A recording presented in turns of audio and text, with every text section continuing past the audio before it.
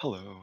Um, Before I start, I'll just introduce myself. My name is Ze Yuan. I'm a Marianopolis alumnus. Graduated last year, and right now I'm sitting at McGill. Before we start, is there anything that you want to ask me about, or just anything in general? Pardon, can you repeat yourself? I can't really hear you. Right. Before we start, is there anything that you would like to ask me before we proceed with the interview? Um, sure. Where do you study and what do you study? Oh, I study at McGill. I study computer engineering. That's smart. Okay. Okay. Shall we start then? Sure. Right. Hello, Anastasia. My name is Ze Yuan. I'll be interviewing you today. I'm glad you decided to join us. So firstly, let's start off with some softball questions, shall we? So firstly, could you tell me what is motivating you to run for the position of coordinator of social justice? Because, okay, I'm motivated to do this because I know I can make a change in the society and I see certain issues that I really don't like and I want to change the Marianopolis student environment for the best. So who can do it better than me? I mean. What are some of the issues that you mentioned that you want to change? Could you tell me a bit more about those? Okay, I can divide them in, I'd say, two groups, social and environmental. As for social, I can also divide them in subcategories. Okay, I'll start with the one I was talking about today with students. It's religious issue. I grew up in a religious household and I was surrounded by different religions all my life. So I know a lot about them. And in religions, it's really important your relationship with God. And for example, if we take Islam, in Islam you need to pray five times per day.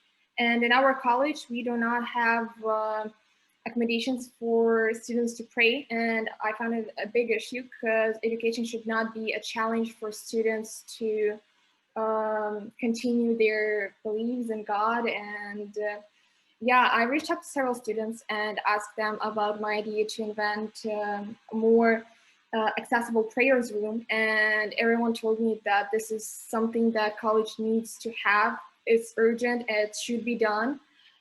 This is the first one. Second of all, I would talk about environment because we all know climate change. It's really bad. What's happening ocean, fires, all of this is a consequence of the climate change, like wildfires in Australia. Look at this. Okay, the one I can think about right now randomly is usually in college when we're studying in person, we use a lot of papers. And I remember when I was studying in high school, I would have like tons of paper and I wouldn't have an access to like give it somewhere because, you know, if we recycle paper, we can help the environment so much. And unfortunately, I didn't have a chance to actually be in Marianopolis in person because I studying online. But I believe we should invent place where students would be able to bring their paperwork that they obviously don't need anymore and just recycle it. Also, overconsumeration. Overconsumeration. I'm a girl. I like shopping, and I had a really bad problem with overconsumeration. And when I'm talking about myself, I use Depop to resell clothes. But what we also can do, we can create a community in Marianopolis that would focus on reselling clothes as well, because it's not only beneficial for environment, it's beneficial for students as well. Because not everybody has tons of money to spend on clothes, and it would just, I believe it would change the social situation in college. And also, I'm sorry, I forgot to talk in the religions. I forgot to talk about the laws in France. I'm not sure if you have read about this, that they're trying to force women to take off their hijab, and they are explaining this by the fact that women in Islam are oppressed.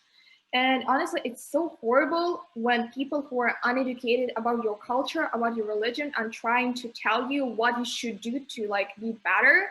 And that's why I believe we need to educate our students about different cultures, different religions, because education is a key to stop racism, discrimination, and injustice.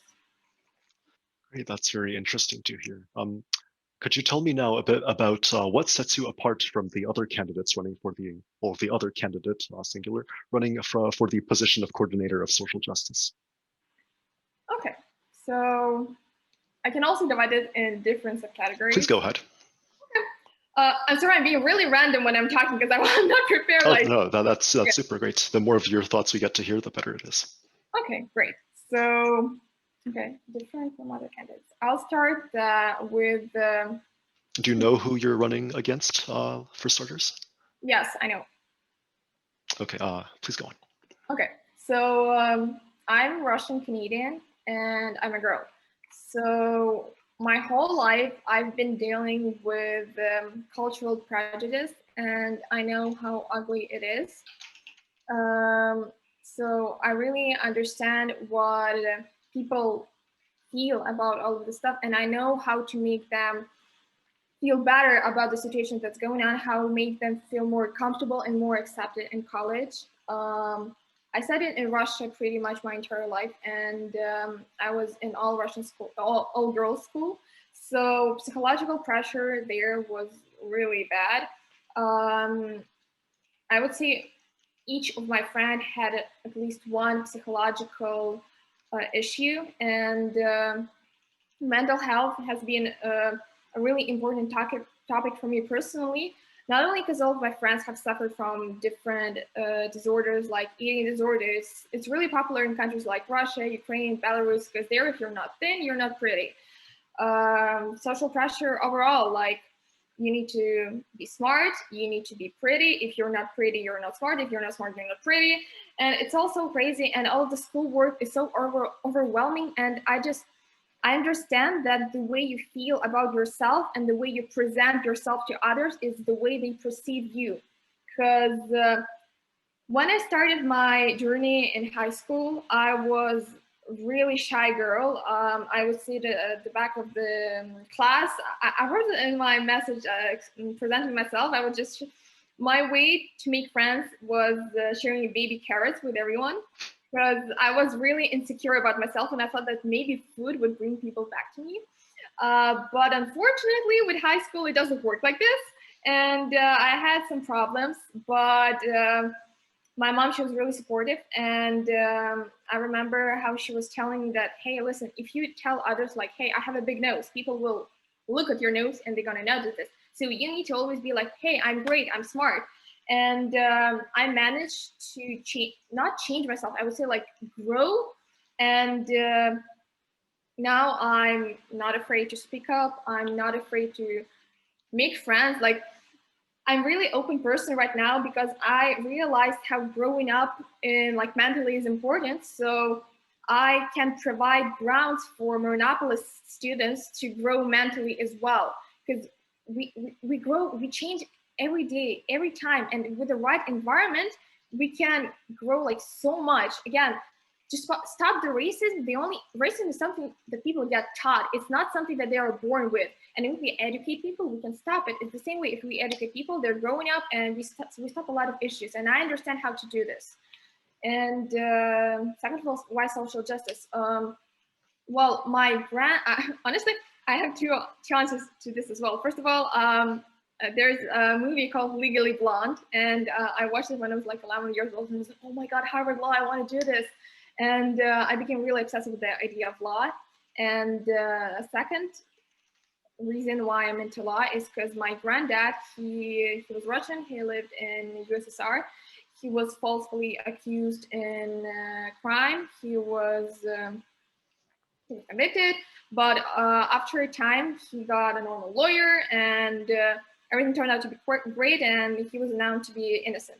So this idea of how justice works overall really disturbs me, and I want to make change, and I know how to make it. So yeah. Great. What do you think is the most challenging aspect of the position you're running for, and what will you do to overcome this issue? Okay, I partly already answered to this question. I think the most challenging thing is reaction and understanding of people, because we all are coming from different environments, and this environment is formed not only by family but by them, but by our past, our social medias, by people we talk with, and different people might have different reactions to my idea. So I guess my main, how do you say it? My main goal would be to not to force my ideas on them, but to explain it and make them accepted. So yeah, that would be the really challenging part. And also after COVID, it's really hard to engage people, to actually make them interested in something, passionate about something. Because, for example, my best friend, she really wanted to be a photographer, but as COVID started, she was like, okay, I really like doing this, but I cannot do this because if there's going to be another pandemic, I'm not going to survive being a photographer. And a lot of people are feeling the same about their passions, about their future. So it's going to be a really hard time to make them believe that they actually matter, that they actually need to continue doing what they want and pursue their own goals. So yeah. That's very interesting. On the subject of the pandemic, actually, I don't know if you've heard, but the administration has talked about transitioning into in-person school next semester or sometime later in the future. Yes. Do you have any ideas in mind that you would implement to help ease the transition from online school to in-person school? Can you rephrase the question? How to better integrate into studies, into social life? Or do you have any projects that you plan to implement if you're elected to ease the transition? Okay, well, I have several, but I'll start with social.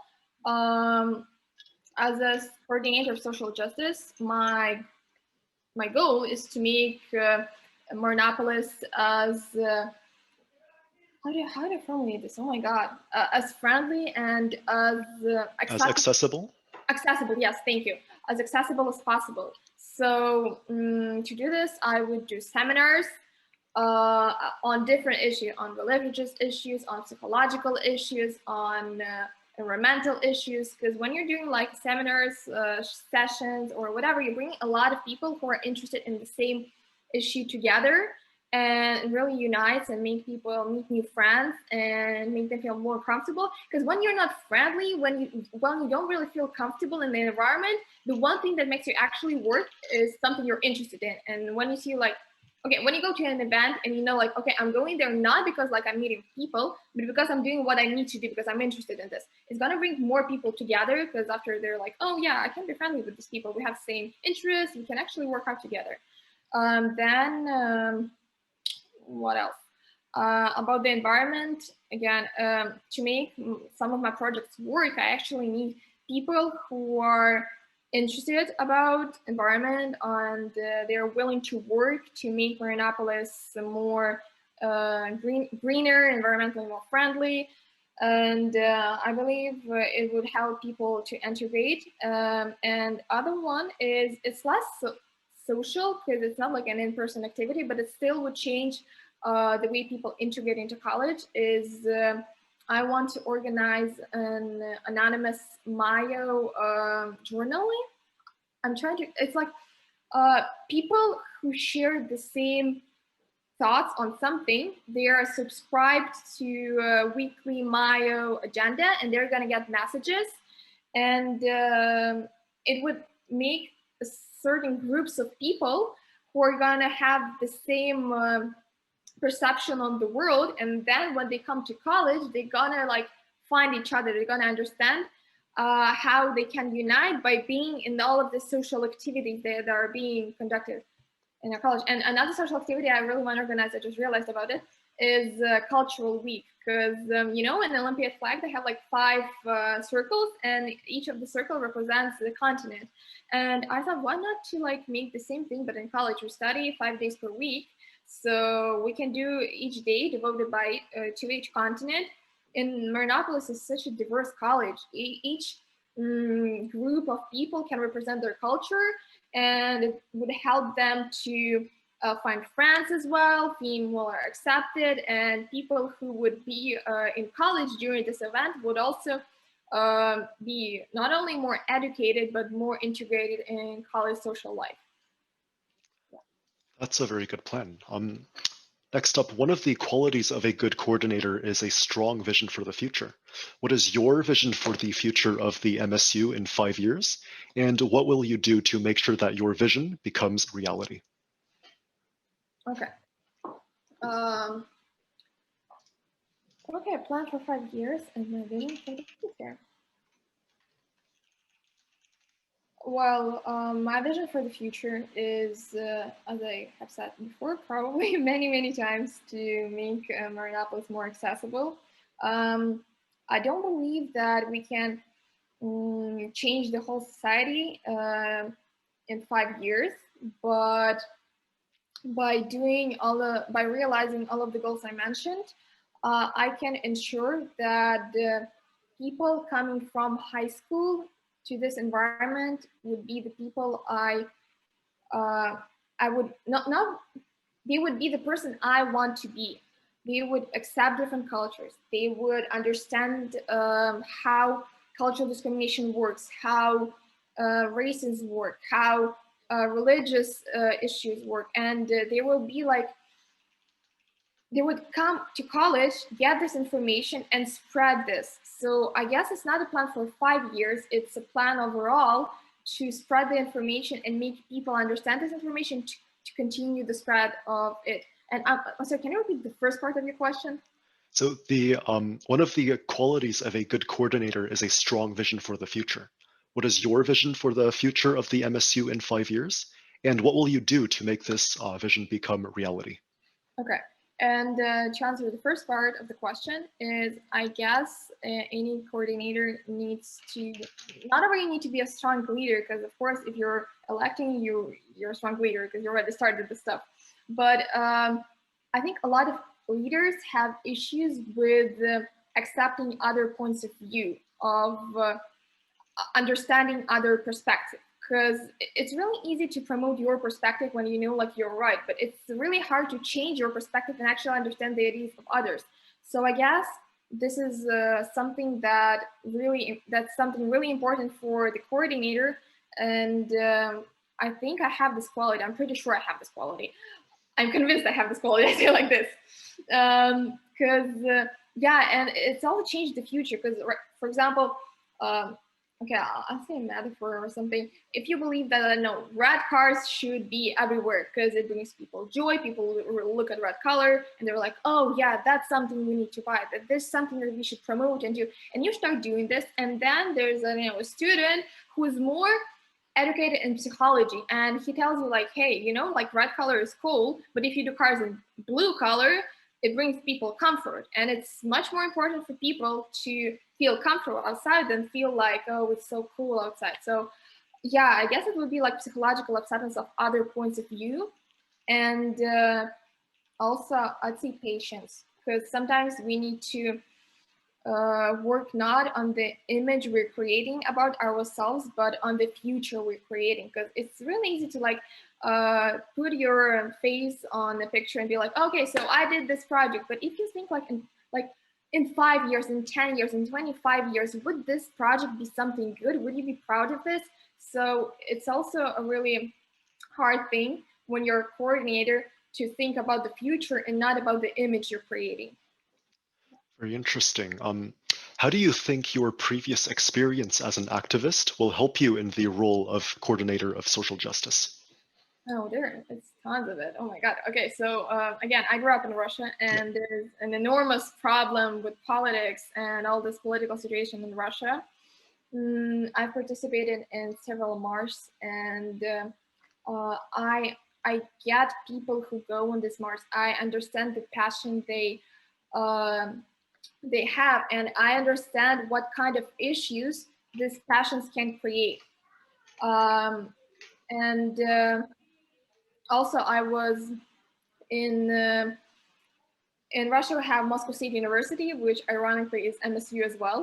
And there they have like a law club, and I was in this law club not only as a member. We were organizing different events that would educate people about legal system in Russia, about their political rights, about how it all works. So I guess my ability to organize events, to communicate with people from different backgrounds, from different, how do you say, okay, I'm sorry, from different centuries, because decades, not centuries, decades, because each decade they have like, each generation they have their own like they have their own perception of the world. And I'm pretty good at communicating with different types of people who are in charge, and I know how to organize something that can work. And okay, my first experience. What else?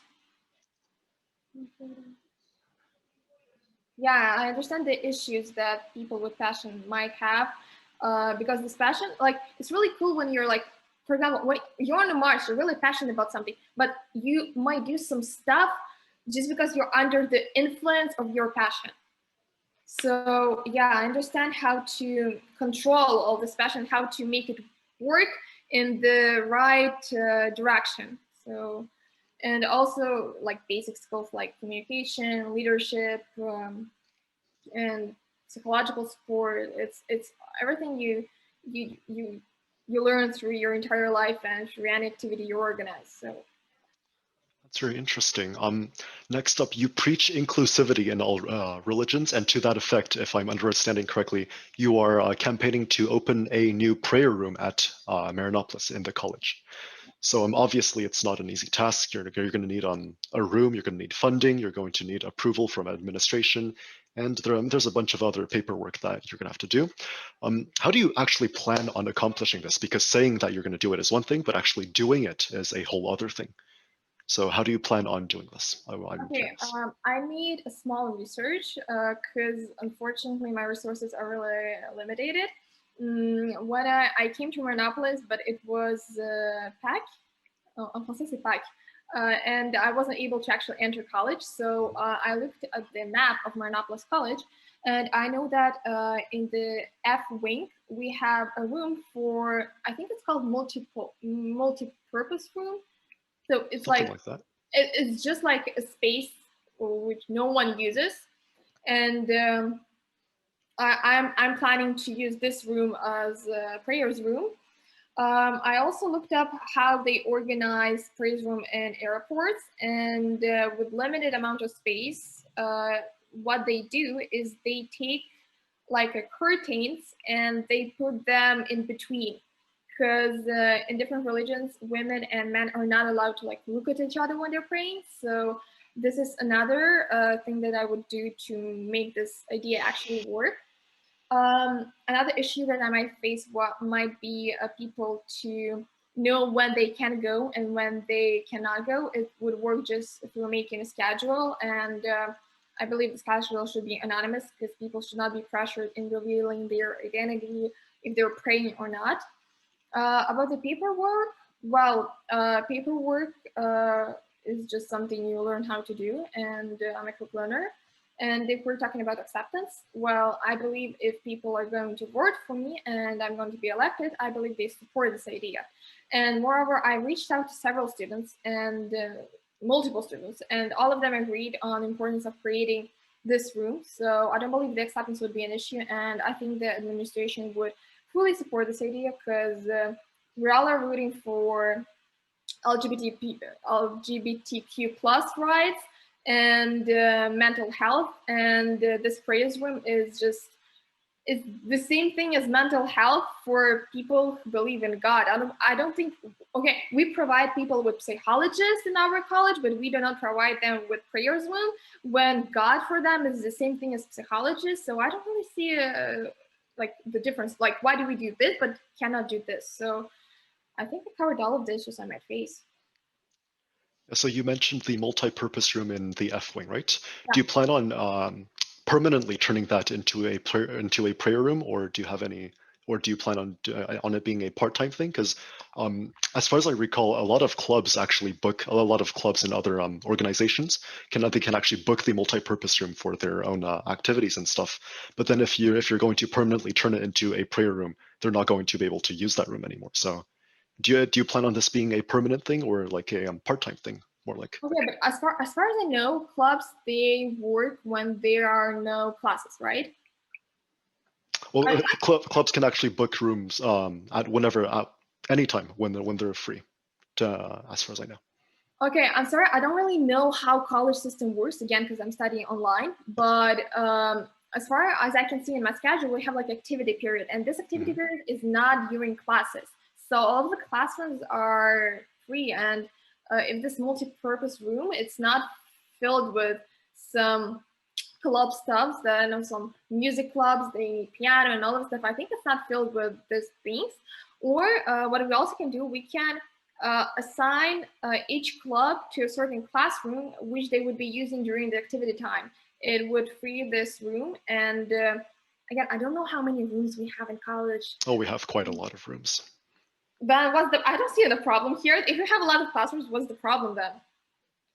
Good point. Good point. And how are you so sure that the administration will readily agree to let you proceed with your prayer room project? Because I don't really think mental health is one of like the primary objectives of the administration.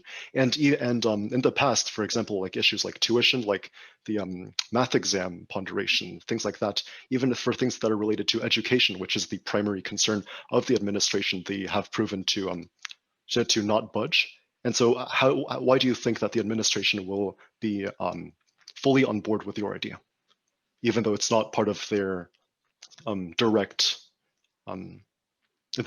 duties, let's call it? Okay, wait, so you're telling that mental health of the students is not the direct goal of the administration? I'm saying that the administration would actually like to focus on things that are academically related, let's say, but then mental health kind of falls like just a bit outside of pure academics. Okay, maybe it's a bit outside of pure academics, but it still is.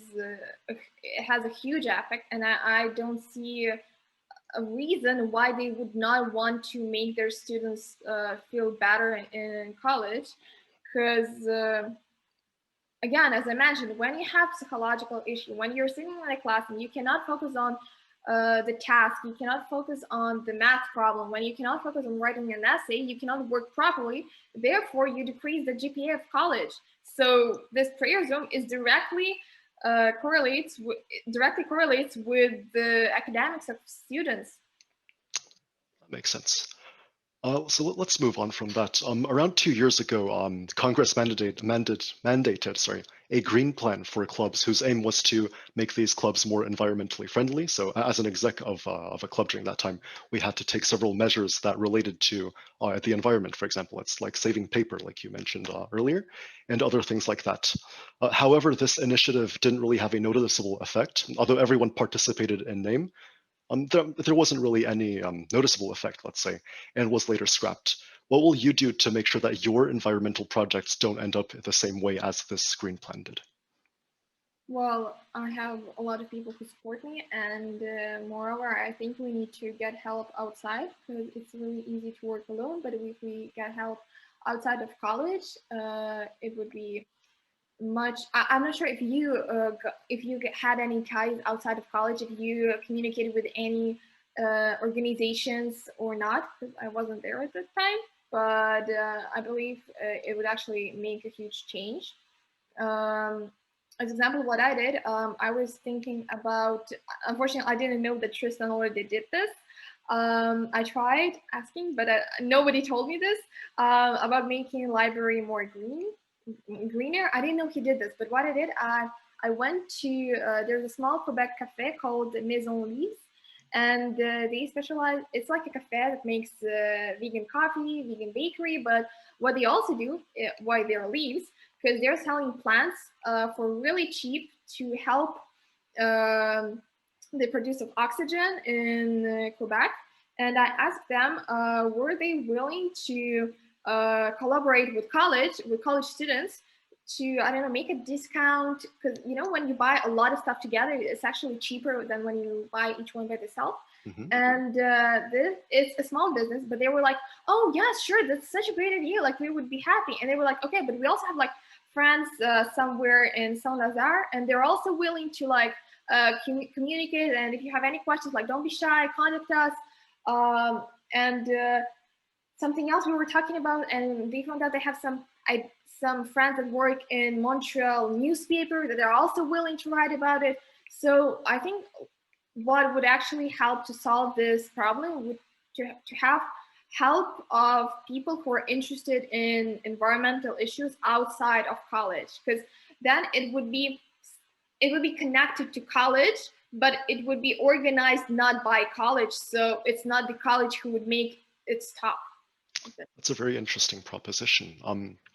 Next up, a prominent item in your campaign is the Cultural Week.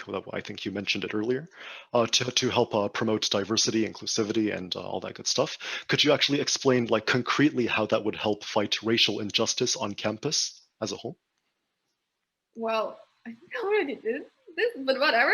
Um, Again, racism is not something people are born with. It's something people are getting taught by the environment, by social media, by people they talk with. And why they're being taught by other people all this stuff? Because people are being not educated. People don't know history. People don't know sociology. People don't know psychology. I've heard such weird things because unfortunately, culture countries from USSR are really racist, and I've heard such weird things explaining racism, such as if you're bald, it means that you're dumb. It means that you're black. Because a lot of black people that have like curly hair and not to have a problem with the skin, they just shave it. And people from USSR actually use this as an excuse for racism, not because they're bad. It's just because they were taught previously the same way, the same things. So by educating people, we break the circle of people not knowing what they're talking about. Because none of the racist person, he cannot explain why he's racist. He does not have any actual grounds for this. It's just something he's being, I don't know, in computer programmed.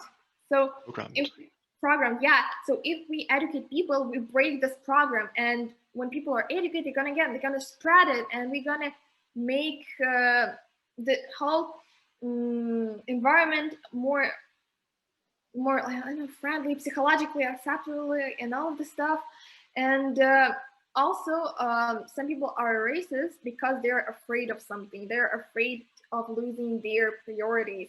They're afraid of losing their place in college or something else, whatever. So by explaining them that, okay, listen, there is person and he has problems. So if you help him, you're not losing anything. You're making the whole situation better because next time you might be on his place. And if you don't help right now, you most likely will be on his place. Mm. So yeah, it's just like this. Right, that's a very interesting point. Now, as a follow-up to that, one of the presidential candidates, I don't know if you know him, Fei Yang, also Yeah. had racial injustice, more specifically Asian hate, as one of the core pillars of his campaign.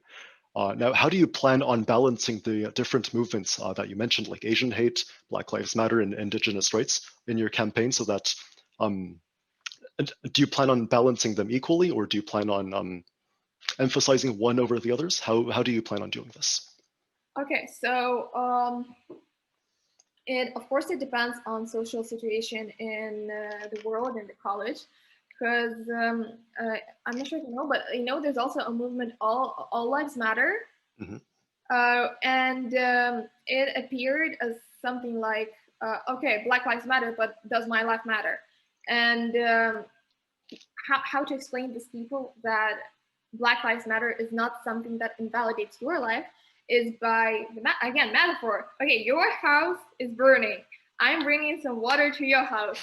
And another person was telling me, hey, does my house not deserve water? It's like, okay, it deserves, but right now another house is on fire. And just like this, when we have an issue that's on fire, we direct all of our power to stop this fire. And then another issue, another day, another power. It's very interesting. Next up, one of your main campaign points is environmental protection. Could you tell me a bit more about the projects or initiatives that you're going to implement in this respect? Okay, so I told about paper collection. Hmm. I said about collaborating outside of college with green teams that are not connected Hmm. to um, educational institutions.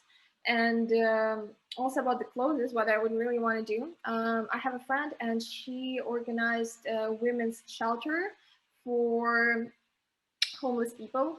And again, we have a lot of clothes that we never wear and we wouldn't actually sell it because it's like not good enough, not pretty enough, or not stylish enough, whatever. And I would really want to make this clothes go to the shelter because again, it helps the environment, it helps the society, it helps everyone.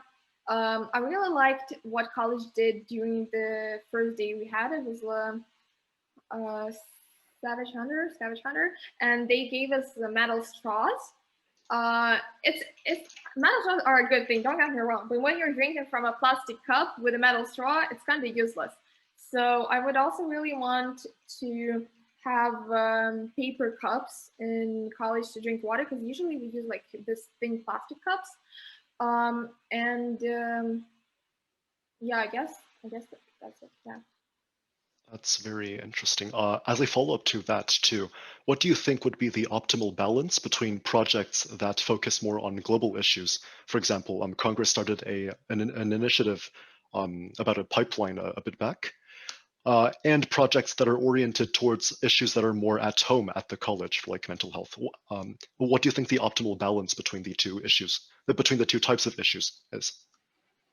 Okay, I believe that when you're a coordinator, you have a lot of ties in different clubs, and you're not doing anything alone. I mean, of course, you have some job to do as a coordinator, but overall, you work with people.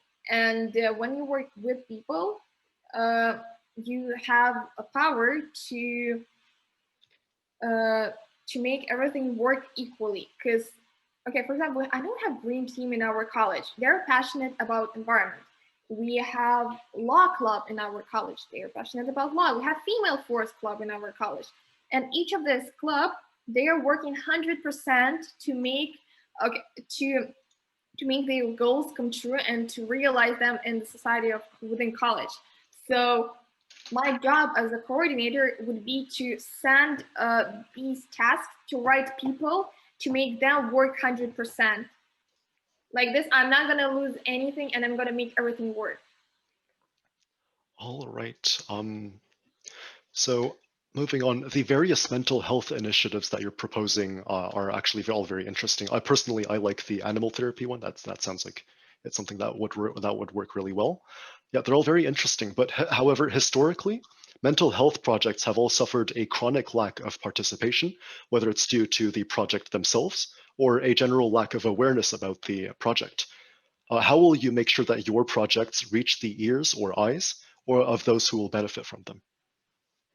Okay, so again, I know a lot about psychology. Again, not as a psychologist, but as just a person who lives their life. I know of psychological issues, and one thing that stops people from participating in different events and opening up is the fear and feeling of shame.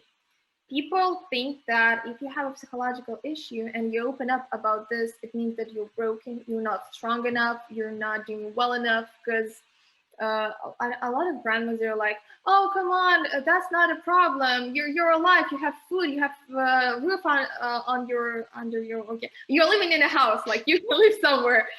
What's your problem? Depression is not a problem. Eating disorder, that's not a problem."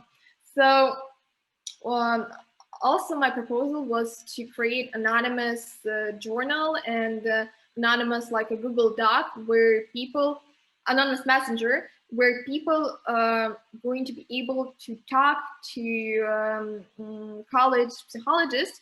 And I believe if they talk to psychologists, they actually would explain that people that they need to open up, that that's not a problem, that's not an issue. It doesn't make them less valuable. It doesn't make them not strong enough to do something or whatever.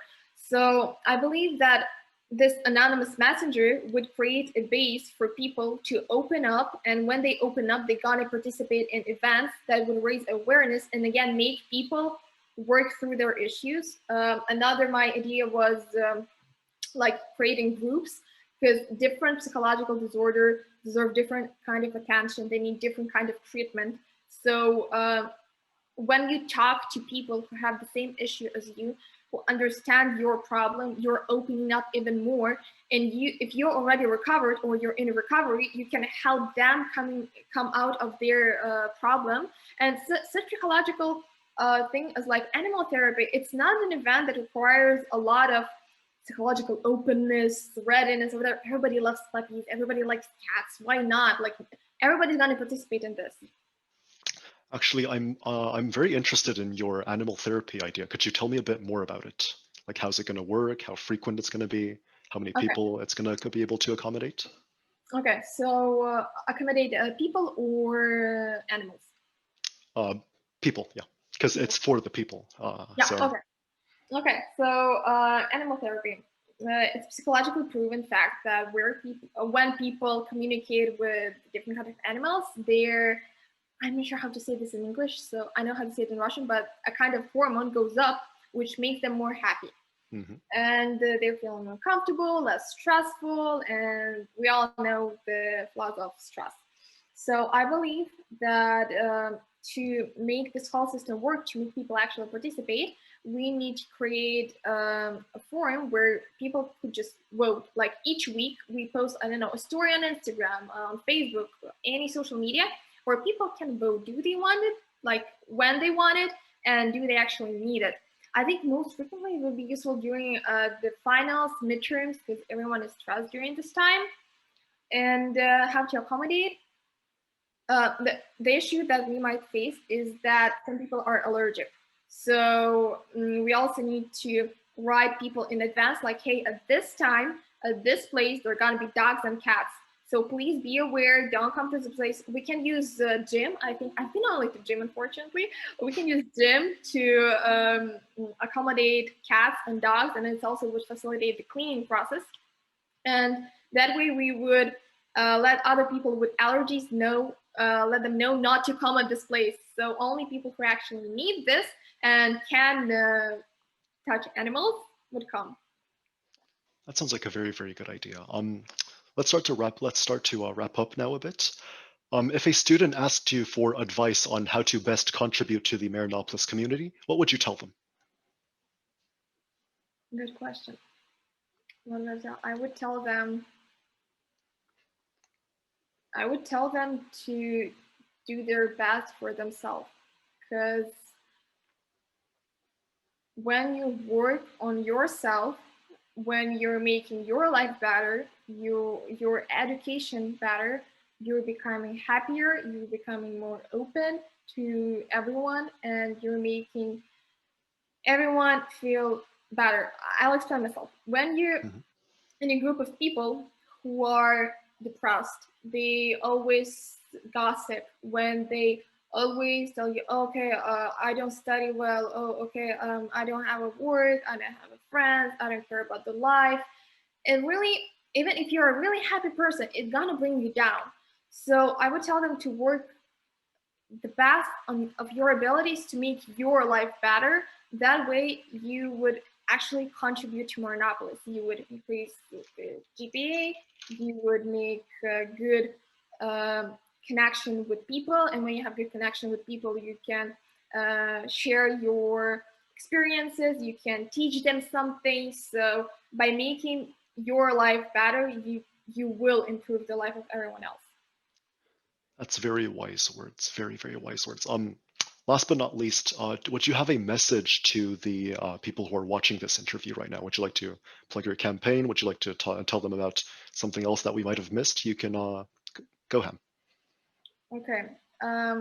What I would really want to tell is to vote for someone you believe would make your life in Marianopolis better. Because, as I said before, your life should always be a priority. And my ambitions are a good thing, but I I know I can make a change, and I can make it anywhere. And if you truly believe that some other person would make your life in Marianopolis better than me, then vote for them, because it's good for you. By making yourself happier, you're going to make everyone happier.